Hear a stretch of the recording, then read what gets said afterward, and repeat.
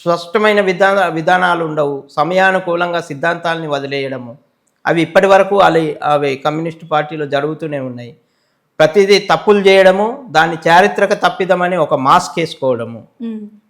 దానికి ప్రతిసారి ఎన్నిసార్లు తప్పులు జరిగినా హిస్టారికల్ బ్లండర్ అనేటువంటిది కమ్యూనిస్టుల నోటి నుంచి పదే పదే వచ్చే పదం. అది మాకు కొన్ని హిస్టారికల్ బ్లండర్, ఈ పదం సూటబుల్ ఫర్ కమ్యూనిస్ట్ అనమాట. వాళ్ళు ఒక ఊత పదం లాగా వాడిస్తారు. ఏదైనా తప్పు జరగగానే దట్ ఈస్ హిస్టారికల్ బ్లండర్, ఇది చారిత్రక తప్పిదం అని చెప్పేసి. సో కాబట్టి ఇట్లా వాళ్ళు కూడా ద్వంద్వ వైఖరి అవలంబించడంతో అప్పటి వరకు నిజాం అరాచక రజాకారులతోనే శిక్షలు అనుభవిస్తున్నటువంటిది నిజాం సంస్థాన ప్రజలు కమ్యూనిస్టులు సమస్యలు కూడా ఎదుర్కోవాల్సి వచ్చింది. కమ్యూనిస్టులు ఆయుధాలు కూడా ఇచ్చాడు నిజాం వాళ్ళకు. ఎప్పుడైతే నిజాంకు అనుకూలంగా అప్పటి వరకు నిజాం కమ్యూనిస్ట్ పార్టీ మీద, కాంగ్రెస్ పార్టీ మీద నిషేధం విధించారు.